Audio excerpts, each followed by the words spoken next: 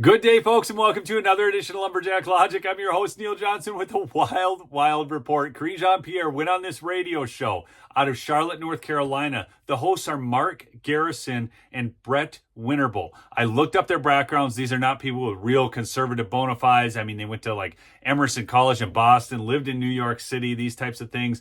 But I read their page, and they said they just want open dialogue, open political discourse.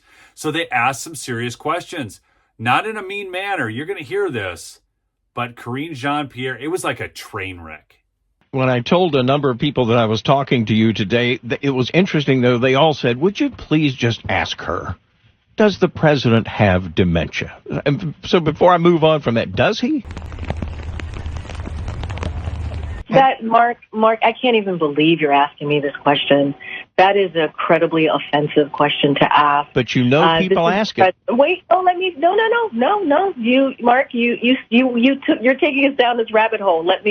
Okay, this is a valid question. And rabbit hole, we don't have to go far down a rabbit hole because this happened just yesterday. And I want you to remember that the Baltimore Bridge never had a train. At about 1:30, container ship struck the Francis Scott Key Bridge, which I've been over many, many times commuting from the state of Delaware, either on a train or by car.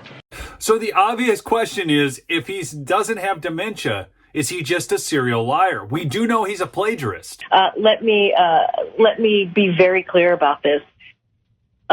For the past several years, the president's physician has laid out in a comprehensive way the president's health. And I don't want to, well, maybe choose my words. This is a president, if you watch him every day, if you really pay attention to his record and what he has done, you will see exactly how focused he's been on the American people. I was just thinking, anyway. How historic his actions has been. And so I'm not even going to truly, really, take the premise of your question. I think it is incredibly insulting. You know what's insulting? Them constantly trying to pass this guy off on us as mentally competent with moments like this. I just, look, I mean...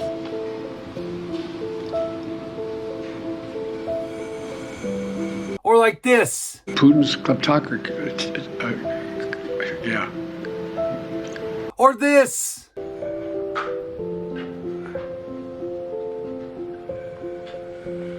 And so we can move on to the next question. Gas prices and grocery prices, then. Big topics here in North Carolina. How does Mr. Biden win votes when people don't have as much disposable income? Look, the president understands. He grew up in a middle-class family, working-class family in Scranton, Pennsylvania. He gets it. Okay, he gets it? This guy's been in government longer than I've been alive. He was in the U.S. Senate before I was born. He doesn't get a damn thing, people. He's part of the problem, not the solution. He understands how difficult it is for Americans who are sitting around their kitchen table every month trying to figure out what they're going to pay for. You have to remember when the president walked into this administration, there were multiple crises happening. There was COVID. There was the economy was in the tailspin because of the last administration, because of what the President Trump left us with. Oh, what I'd give for some of those Trump gas prices, some of those Trump egg prices. Man, 2019 was one of the best years. I mean, everybody was building. I went out and talked to businesses. Everybody was optimistic. It's not that way today, Karine. Now you're asking me about gas prices. The president took action on gas prices. Let's not forget Russia's invasion on Ukraine skyrocketed prices of gas. And because the president took action, we are in a different place than we were a year ago on gas prices. Now she's back to Putin's price hike while she blames Donald Trump and Putin together. I mean, it's Trump or Putin. Take your pick. I mean, it's never anything Joe Biden did. Eggs, milk, seafood products, all the important groceries, those costs have gone down because of what this president has been able to do. And with that, thank you so much, Mark. Have an amazing, amazing day. Wow. You got it. She just hung up. She hung up because these people cannot handle any questions that do not fit their narrative. Wow. And she hung up. Wow.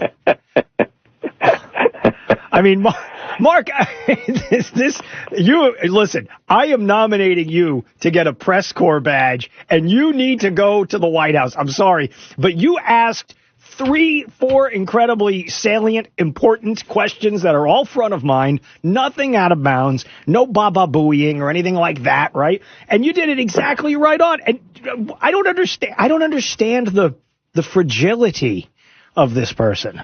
I don't know that this is so much about fragility, folks. This might be about just being unable to defend the indefensible. Because I'm going to take you back to a clip here with Jen Psaki, his former press secretary, that is really going to show you some wild stuff. This from Morning Joe. Really quickly, though, check out my sponsor, MyPillow, mypillow.com/lumberjack with the $25 extravaganza deals going on right now. But now into this clip with Jen Psaki. The play for Democrats and for the Biden campaign.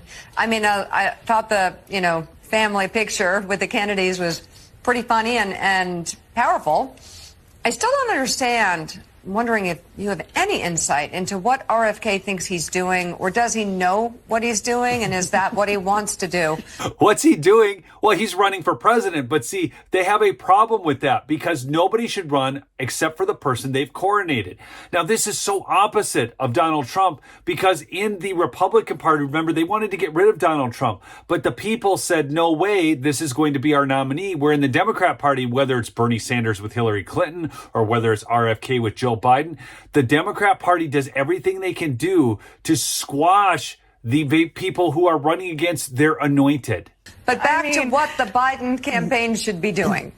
Well, I don't want to be in RFK Jr.'s brain where he doesn't believe in science and all sorts of other things. Right. But I will say, Mika, I was nodding along as Tom was just talking. I think this is the biggest challenge. There is unquestionably, Trump has a broad support in his base, as we've just been discussing, and we've seen that play out in the primary. That's the only piece, though, we know at this point. He has problems among independents and problems with an expanded electorate. But these third-party candidates are a huge, huge, huge problem, and there's a number of them. If you look at RFK Jr., it's the name recognition issue, as Tom was just talking about. And there are still states in this country, obviously, I mean, Georgia is one of them, I will name, where the Kennedy name is beloved. Right? Where people may just not where they may just not know a lot about the fact that he is an anti-vaxxer who's a conspiracy theorist.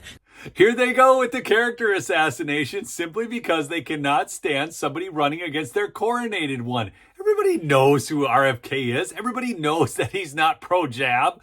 He has done more to engage with the scientific and doctor community than Joe Biden ever has. They don't know that yet. So this is something, there is an aggressive effort that the campaign has been working with the Democratic National Committee on to run on this. But it needs to be broad. People need to be shouting it from the rooftops because this is one of the biggest threats to Joe Biden being reelected is these third-party candidates. If you look at Michigan, Mika, and I know Alyssa Slotkin is going to be on later. I almost called her senator. Congresswoman Alyssa Slotkin is going to be on later. Michigan is a state where RFK, I think, is polling at 10%, right? And so this is a place where Joe Biden needs to win, and RFK Jr. is making a real threat to that. So it's good we're talking about it. It is a real threat. They're aware of it, but more needs to be done, and more people need to be talking about it and aware. This is so great. Everything the Democrats are doing right now is working against them. Everything the one-worlders are doing is working against them. Because if they would have just allowed an actual primary to take place with RFK in it, he might have won the nomination. If he had won the nomination, they would have had a better chance of beating Trump. But everything they do, whether it's taking him off of Twitter so he creates Truth Social to make billions to pay, the Democrats are losing their crap over this because every time you put these third-party candidates in the polls, Joe Biden's numbers go down because everybody sees how senile this dude is. Everybody sees the whole Alzheimer's dementia question. Nobody out there who watches this stuff is going, oh yeah, whatever MSNBC says is true and correct because we're seeing with our own eyes. They're gaslighting us so bad and they're losing because of it. And it's epic.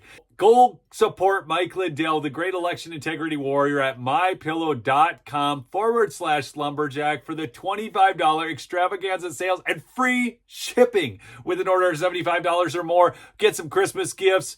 Yeah, get them early. Get them while you can still get them. Okay? It's just what great products. and you get to support a great patriot, and you get to support this show, and you get to save money. I call it the triple dip. We'll see you on the next episode, folks. Peace out.